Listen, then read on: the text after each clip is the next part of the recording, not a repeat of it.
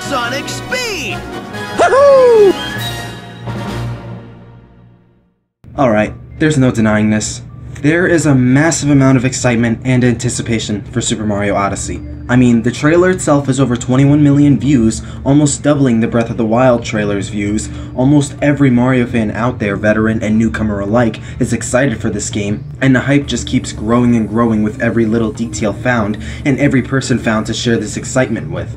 Speaking of Breath of the Wild, this latest installment in the Zelda series is often earning a golden plaque in millions of Zelda fans' hearts. With how this game redefined the Zelda series, with how explorative it is, how different it is from any other Zelda, and how immersive, free, and self-fulfilling it is with progressing and exploring at your own pace, and how overall groundbreaking of a Zelda game it is, it's become a likely contender for Game of the Year, and people cannot stop clarifying how incredible and revolutionary of a Zelda title it is, and for good reason too. But the thing I want to take from this is whether or not Mario will do the same. And here's what I think. I think Super Mario Odyssey might actually just pull a Breath of the Wild. Now what the heck do I mean by pulling a Breath of the Wild? What kind of stigma did Breath of the Wild set to form such a term? In The Legend of Zelda Breath of the Wild, this is one of, if not the biggest open world game ever. The Kingdom of Hyrule has never been so freaking massive, outranking giant games like Skyrim, Horizon Zero Dawn, and more. The game offers little tutorial and just lets you explore the world at your own leisure. You could follow the main story, you could go off and do side quests, or just aimlessly explore the world with no boundaries. You're free to do whatever you please. In Super Mario Odyssey, there is some guidance and limitations to be had, obviously, but with how big the world looks so far and what there is to do, it doesn't seem to be a bother. Most people consider Super Mario 64 to be one of the best games of all time, even with its limitations in regards to exploration, scope, and graphics. With stronger hardware and processing capabilities of the Switch, Super Mario Odyssey is able to expand and evolve the concepts and scopes of Super Mario 64. With each passing generation of a 3D Mario, the scope and variety expand with each installment, disregarding 3D World of course. One of the main appeals of Super Mario 64 was the fact you weren't limited to one specific mission. You could easily explore the world with little to no roadblocks, and could either collect other stars or collectibles within a world, and were pretty much given optional tutorials. Little boards and toads around the castle and levels told you what you could do and what you had to do. Those were only if you wanted to check up on them. There was the obvious sandbox style gameplay and the fact that there was stuff to do in those open worlds. Take out the bombs, fly away, swim, find caves, and much, much more. Thanks to this game appealing to the core side of gaming and taking hints and notes from Super Mario 64's gameplay as well as Super Mario Sunshine's, Super Mario Odyssey is returning to that same open world 3D sandbox gameplay and really brimming with so much evolution and quality. The world we've seen thus far are shown to be gigantic and immersive. Now obviously comparing them to Breath of the Wild seems minuscule, especially with what we have now. Obviously you can't expect one of these worlds to match Ocarina of Time's map, let alone Breath of the Wild. Potentially combining them all into one, you probably could, time will have to tell, but one thing I can assure you though, the worlds we'll get in Super Mario Odyssey are a lot more vast and explorative than we're led to believe. Super Mario Odyssey is without a doubt the biggest Mario game to date, and after extensive research and analysis, you can easily tell some of the worlds we have now are a lot bigger than we initially led them to be. Look at the wacky polygonal food world. Mario's ship landed in the distance on a path leading to a volcano with fork people. There's reason to expect there's significantly more to the world than just that.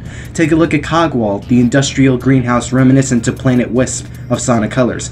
You have all this space in the greenhouse, all these levels and paths to explore, and there's even a deeper, darker forest within Cogwall to explore. What about outside the house? What if there's a snowy, mountainous landscape beyond the dome that can be reached? And I think the surefire elephant in the room solidifying Odyssey's gargantuan worlds to be even bigger than expected is the desert world.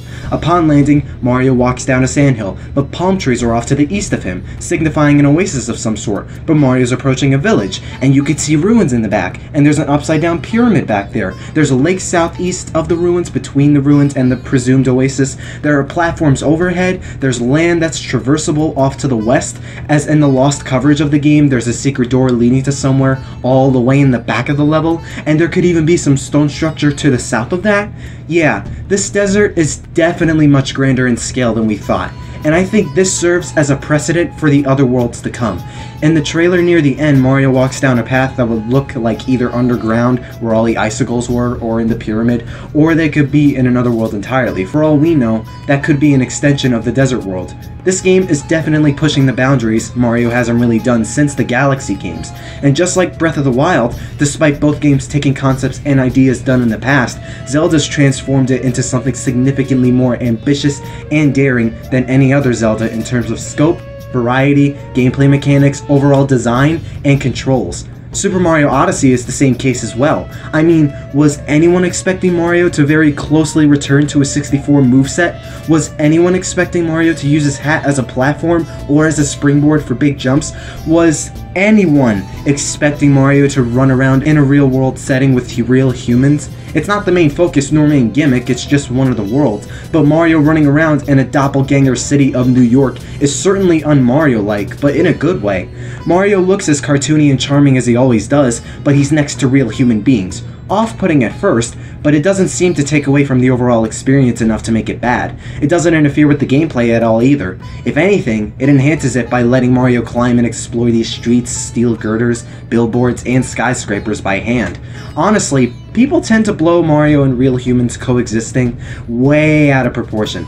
Again, it's abnormal even by Mario standards, but by no means does it hinder Mario's performance and gameplay. It proves Mario can take those ambitious leaps in game design and variety as the exploration and variety in levels and overall aesthetics is taken one step further with New Donk City. Who knows how many Easter eggs are in that city beyond the Donkey Kong Country references and Cat Mario Easter egg. The desert being one massive landscape holding a brand new village, ruins, oasis, secret paths, and more is an obvious leap towards that literal sense of sandbox gameplay. Cogwald as well, representing plenty of discoveries and paths to follow. Same for the polygonal food world, representing a design not very normal when looking at the Earth, but can manage to fit in just about any Mario game. Also, each world portraying a different sort of art style and design aesthetic really does highlight, again, the variety Mario games tend to shine and prosper in. Thankfully, in each of these worlds, there's plenty to do to make them feel lively and charming. New Donk City has humans and buildings to explore and traverse, coins and collectibles to, well, collect. The desert having ruins and pyramids and oases to explore, villagers to talk to, lions to ride, and who knows what other worlds there are in Super Mario Odyssey and what they'll offer. The verticality and horizontal length in Odyssey is hard to gauge, which makes it so much fun to do, because this will likely be bigger than what we expect. The game's design is based around exploring large levels that are filled with Easter eggs and treats, and players will be able to spend hours learning every aspect of the game's geography to uncover as many hidden secrets as possible, just like Breath of the Wild. Another comparison between Zelda and Mario is the amount of mystery each game holds. In Breath of the Wild, curiosity-shrouded links past, the story behind Hyrule, the worlds and characters' present state of condition, the fight with Ganon, access and transportation to these worlds, the enemies, the landscapes, etc. In Odyssey, it captures that mystery as well. Why is Mario in the real world? Why is the desert covered in icicles? Why is Cogwald an industrial greenhouse? What happened to it? Why is there giant polygonal food everywhere? Why are there so many Crazy Cap shops? Why is every enemy wearing a hat? What's up with Mario's hat? So many answers, yet so many more questions as we get closer to Christmas.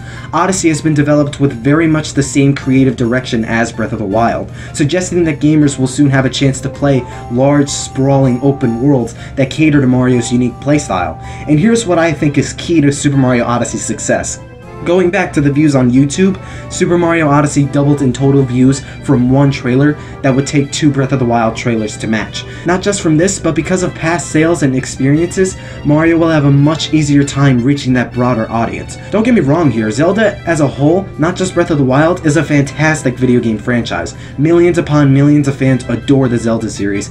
Even still, not everyone is into Zelda. You kinda get the sense it's more for the hardcore audience and for a slightly older demographic.